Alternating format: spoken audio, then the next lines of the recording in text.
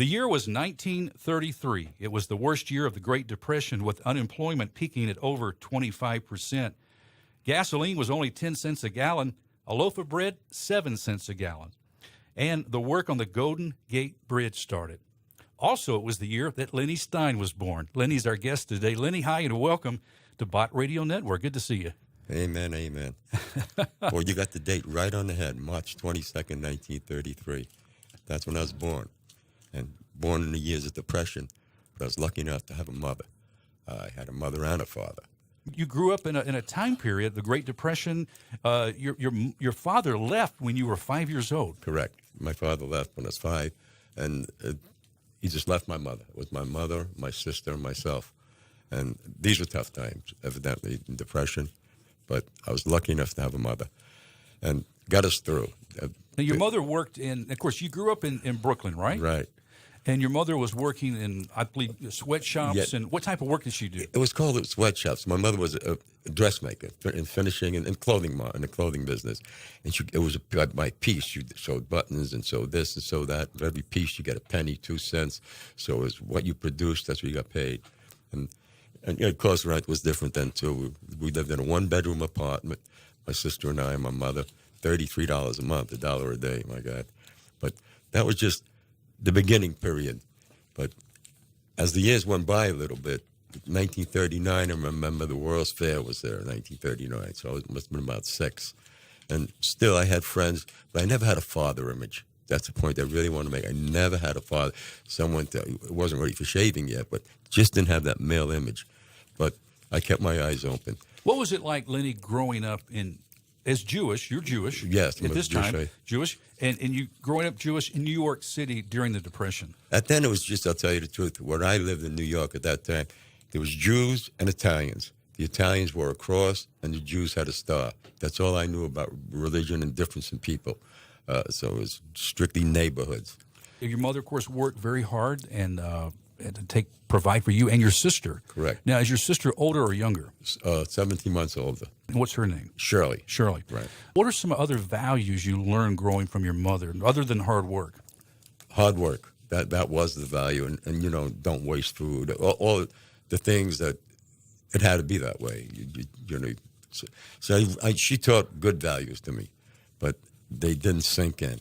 They didn't sink in for me. As I got out into the street, as I started hitting the age 11, 12, that's when it first started. But let's get into religion. I'm so happy to be here for that. We're going to talk about it. We got a 30-minute interview here, good, and so okay. we're going to unfold the story here as we walk along. Okay. Now, was your father completely out of your life, or Yes. you never saw him again? I didn't even know what you're supposed to mention. Did he die in World War I, World War? I didn't know. Yeah. I just didn't have a father. Now, Shirley, your sister, she moved on in life, and where did she end up? She ended up opposite of me. She ended up going to, doing the right things, what a woman's girl should do, and she ended up getting married and children and living completely different. In fact, she sent me my birth certificate back. That's when that's where I was at growing up.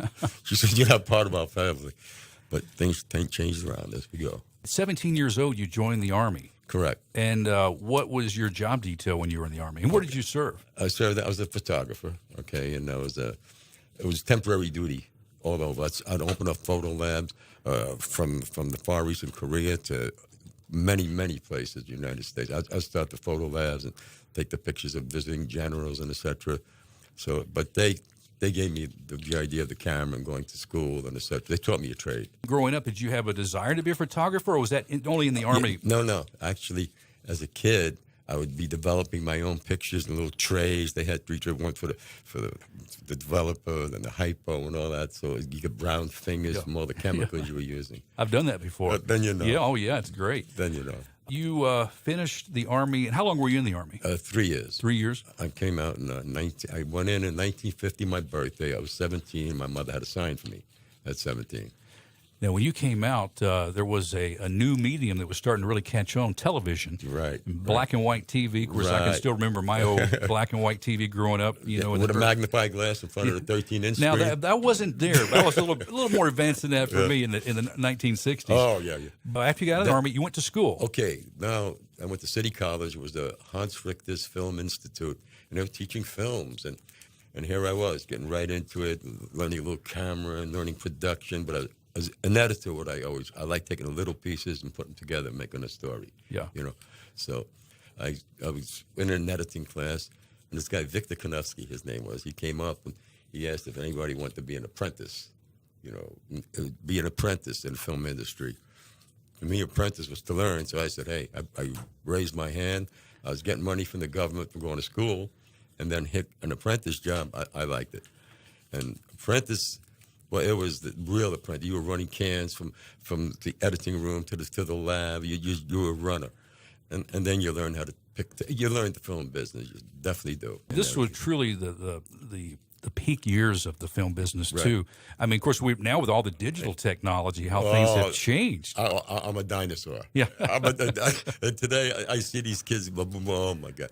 No, and in my day, and I got the beginning of Bonanza. Was my first real big show. I got friendly with all the guys. Did you get to start working with Paramount Pictures right away? No, MGM was the first one. Yeah, MGM was the first major studio. And we were shooting. Ivan Torres was over there. He was the producer, and he was starting to get into Flipper and General Benton, all those family type shows. Right. And that's when I really got involved in it. I'm trying to get the dates right, though. It was Paramount. It was Paramount and that, but Paramount was in between the acts. But MGM was who was producing Flipper at the time. Right. Ivan Torres was the producer at MGM Studios. Right. And then, that's how it travels. How did you get to move from just doing grunt work around and getting actually into the editing room and actually get to do that? Working. I mean, I was in a union. You had to be so many years as an apprentice, so many years as an assistant. So it's a 7-year voyage is what it is. Okay. So it's step by step. But go ahead. Are we still in the film industry? Yeah, we're stepping right along now. So I got to know some of these people. But now I started moving around. I was living in Encino, where Joe lived. I started to know Ben Cartwright. He was from Canada. So I started getting a little more into it. What was the most satisfying thing for you during that time in that whole career of the film business that you had? Having a good job and braggart rights. Yeah. I really enjoyed working in the industry. I bring friends down, my old parents, when they come in, I'd get them into the commissary, get them to eating in a restaurant and seeing all the other stars. It's not that I was a star. I was far from a star. I was behind the scenes.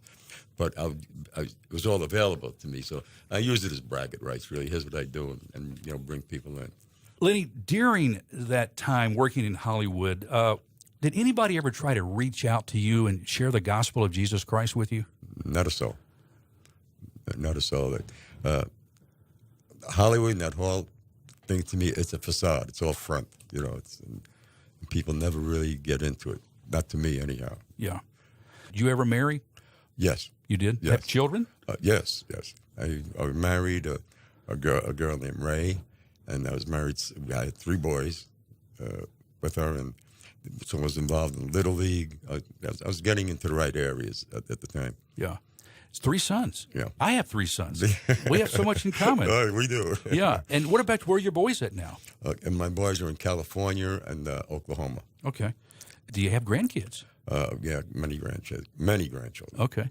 You have a good relationship with your children? No, that's all got missed. That's when we get into that. When you're right, that's what gets me away. And thank God that when I found Jesus in the church, that I got back into the real world. But then I was in a different world. Today, now that you are now, yes. Now there's some that almost crossed me off the list, and there's some that were getting real close. And so I got different levels. Able to restore some of the things the locusts ate. Right. And you got to remember the Jewish faith. I was of the Jewish faith. So a lot of these people, when they saw the conversion, I don't call it conversion. I call it graduation. I love what happened to me. But anyhow, that part, that was a block. That was a block. What do you do? So I just let it alone. I just leave things alone. Let it be, let it be. Yeah. And I just go on with it. But then some got closer to me as the years went on, Yeah. At 13, you were bar mitzvah. Yeah, yes. I learned how to read Hebrew, and then the prayers. And you had to learn the prayer to open the scroll. So I learned how to read Hebrew. I never knew what I was saying. I can give you the Hebrew, but I never knew the translation of what I was doing. So it was just all routine, nothing? Routine prayer, not talking about God. I never knew about Isaiah. I never knew the Bible at all. All I knew was my portion of the Bible that I had to read when I was 13. And that was really Exodus. It was when God was talking to Abraham. God said to Abraham, "Go to the land of your father." So I remember that was my Haftorah, they call it. But that's all I knew about religion. Of course, Moses and Goliath and all these story things. Never any studying or reading a Bible. Never until I got here. Talk about getting here. What was the journey? How did you come to Memphis? That's a trip. Now, okay, the other part, Now, I've had marriages.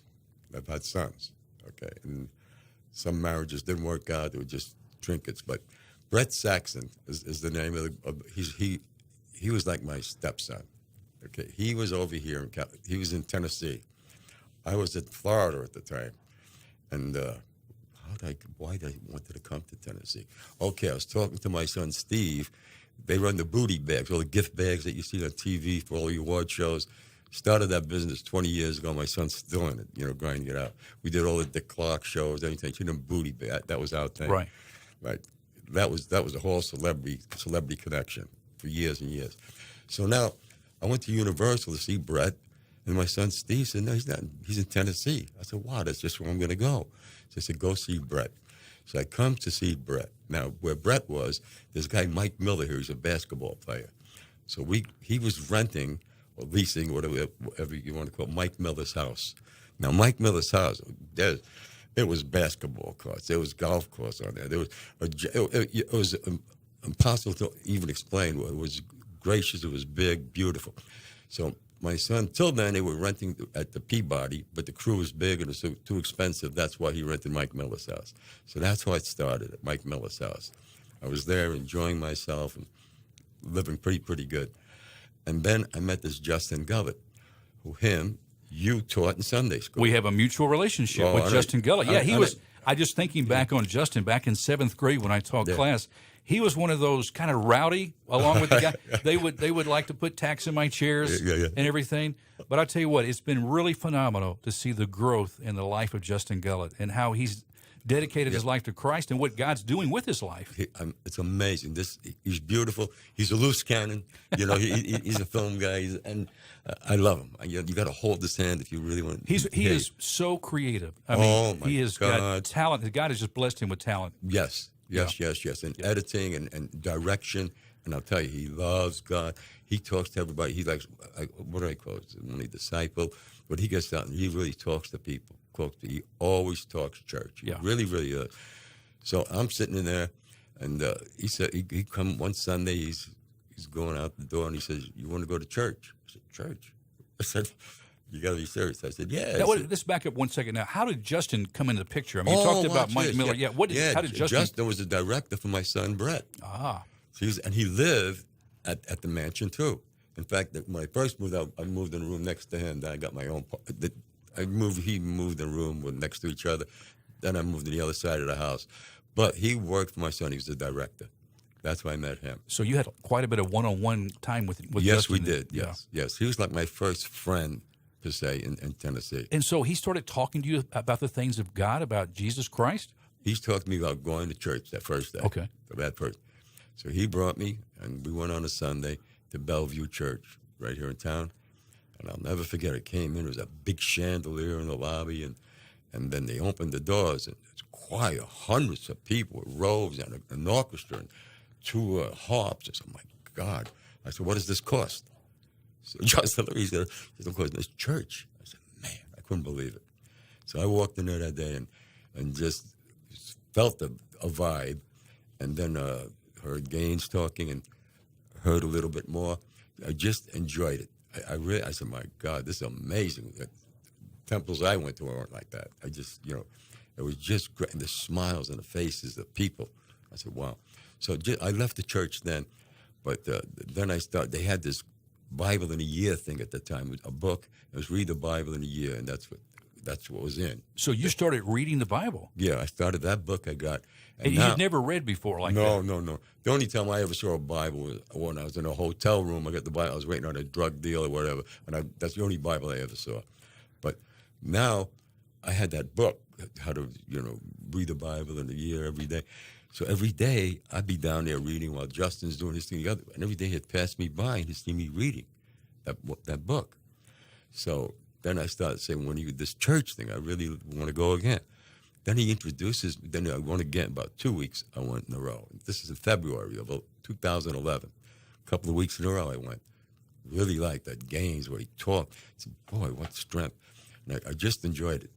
And then what happened, he introduced me to Eric Brand at a restaurant. And I know Eric. Eric, and he has different classes in this restaurant. And I went to that one class, and I was hooked. He was teaching Old Testament. He was teaching me things that I never knew about of the faith that I was in. And then I wasn't baptized yet. I just kept coming to that church. I said, I don't want to just come here and pretend and yada, yada, and just meet people and walk in. That's not where I'm at. I said, I just got to see what this is about. So I went 1 week, I went week after week from February 11th to Father's Day. And on Father's Day, I said, now I want to get baptized. Now I'll get my Heavenly Father. Tears me up. That's okay. That's okay, Lenny. God bless you. You know, it's so wonderful when the grace of God meets us where we are in life, no matter where we are in life and what we've done in life. And the love of Jesus is so powerful, you know. And when it invades our lives like it did your life, wow. I mean, it's just indescribable. Especially, you know, when Jesus, I think there's a parable where he talks about, or he tells a story about, those who much have been forgiven, you know, and there's so much thankfulness for what the load that has been taken out of your life. Just thinking about the past guilt, the shame, and all of that has been removed. It's amazing. You got to remember, I was 79 years old when I came in. If I ever came across the 79 years of my life from when well, here we are for the baptizing on Father's Day. I broke up and whatever. They say it's the Spirit, and may it be, let it be. But that day was a great day because I knew I found my father. I said, wow, I finally got Dad. You know, I really felt that way. So that made so many changes. Then I couldn't wait to go to Bible study. Then I can tell you many miracles that happened from then on in. I mean, for the last 4 years. Now, another party, I'll give you another person's great name, Justin Gullett, you know. What about Larry Gullett? Larry Gullett was in the same industry. He gave me my first Bible on February 11th, 2011. He said, here's your Bible. And it's the only Bible, and I still got that Bible. And it looks like the yellow pages, how much I yellow line everything. But so those are two names that come right into your life too. But the religion thing has been a great thing for me, and I didn't use it like somebody. I was a deceiver. I knew that I lasted all these years. I've never been in any one place 3 years. Seriously. I might have been in the same state, but if I was in Encino, I got tired of Encino, I moved to the Valley, or I moved to San Diego. Then it was state to state. I never been any place more than 3 years. It was just moving all the time, moving. But this church, like I told you, 11. I came here, it was 11, 2000. I can't believe it. So I was already here 2 years. I'm ready to move. Yeah. I was living at the Mike Miller house, living the good life. Now I'm ready to go because the show is over. So the Mike Miller house is over. So all the good stuff's over. So I'm ready to go. But this good stuff is what replaced it. The replacement of the church is amazing. But then I started going to church, and I never missed a Sunday. Like I told you, and I got involved in the Warrior Center. This is where people have very, very hard times and stuff. And they go there and they eat. And I've been there, done that. You know, I know where they are, where they're sitting. And then I'll never forget, it was right around Christmas. Eric Brand and the guys, they said, Lenny, would you be Santa Claus? I said, what are you talking about? You want an old Jew Santa Claus, skinny? They said, yeah, come on, you can do it. So anyway, they dressed me up as Santa Claus, and we go in, I guess it's Christmas Eve, and we wake up these guys, 2 o'clock in the morning. You know, they all sleep, about 3-4 people in a room. This is something. So now you open the door, you put on the lights, and here I'm in a Santa. Ho, ho, ho, I'm from church. God bless you, Merry Christmas. These guys are rolling off the bed with tattoos in around. Oh, my God, what's going to happen here? I said, I got to think. So I had these elves, these little kids and stuff. So I said, look, the elves have gifts for you. I'm bringing the gifts. So I said, oh, I got a way out. So every time I opened the door, I said, hey, Santa's here, the elves are here, God bless. And you walk through 40, 50 rooms. that was such a great thing. And they had these gifts for them, all the stuff. And man, it was so great. And then I did it the second year. So I become the Santa Claus. It's become an annual event now. Yeah. And you know. Now, is this part of the prison ministry you're involved with, or is this another work? This is the Warriors Center. The Warriors. Now, those are those who have been dealing with addictions. Yes, every type of addiction. Yeah. But now they go, and Eric Brand runs the class. Eric Brand runs the class, and every Tuesday they're there and they pray. And watch this: to graduate, they got to be there. They have to remember, and in memory, 50 verses. I can't remember 50 verses they have to remember in a year to graduate, plus many other little. They have a boot camp. Everything it's great. The other second thrill you can never believe. I was maybe with the church 8-9 months. I was just recently baptized and all. And Steve Gaines and a bunch of the elders are going to a state prison. This is the real deal. And Lenny, you want to come to the shop? Was this the first time you'd been in a prison? Well, as a guest. That's another story. That's another story. No, anyway, so we're on bus, about 6 of the elders, and me, and he's talking to me. And then we go into this room. You got 200, this is the real deal. They got the uniforms, their numbers on. These guys are doing time. They're doing 5, 10, 20 years. They're doing real time. So we go into this room, and we sit in this row, and all these seats are taken. It's really quiet. And prisoners built this church at this day. But anyhow, then Gaines gets up. He has his guitar. And before I start, I want to introduce you to a friend of mine. He says, Lenny, come up here. So I go up to him, and he gives me a mic. He says, talk to him. I said, what should I say? He said, Jesus will tell you. I said, oh, my God. I said, Jesus told me. I turn around, and I look at these guys, and Jesus told me, he said, get it out. And I let him know. Hey, I sat just where you sat. And the one thing I'm proof of is you can start at any age. It's there. You can make it, man. You just give it up. You know, it just came out, whatever had to come out. And these guys, they called up the guys that do this stuff. They said, we want that Lenny back here. I don't want to be in there. No, that's, but. So you've been back other times? Yeah. Is it something you do regularly? No. I'm going to go again now. I do it it was once a year. I don't do it the Warriors Center every Tuesday. That's right here in town. Yeah. That I do every Tuesday. But these are things that me and my background and everything, and I say, how? Why? Even like me sitting here with you, I feel like there's so many people that like the Justins are just, that they know that Bible. I'm just learning it, man. I love it. I love reading the story. Every day I get up, got that Jesus Calling book. I say, well, I got another call, Jesus. And it's my third year. And know who gave me that book? Gullet, the father, mother, Phyllis and Larry. They gave me that book. And it's so old, and I keep on. That's Yellow Pages.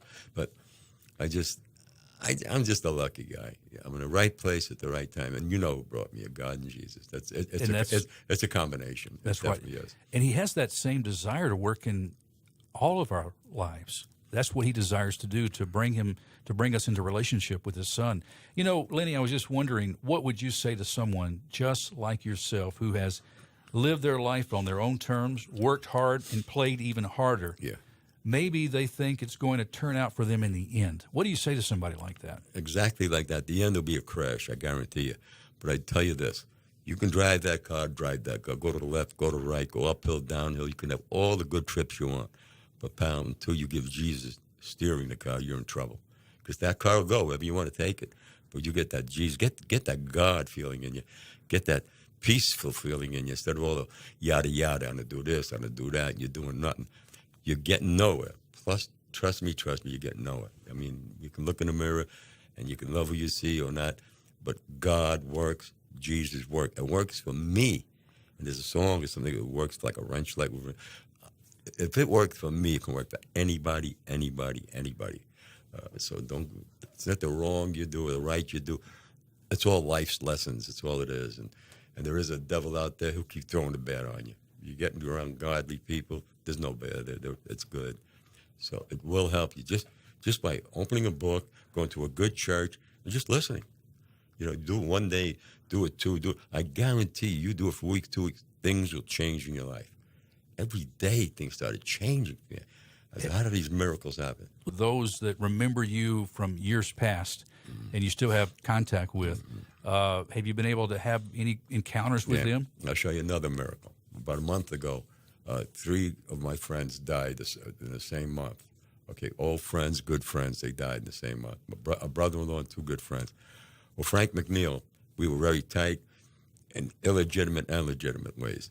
And he was ill. He didn't want to go for the morphine. He didn't want to go for the machines. He just wanted to go. And he's had his living with his girlfriend, and he was in a bed, and he said, I know what Lenny did. And he says, I want to talk to a priest. I want to get baptized.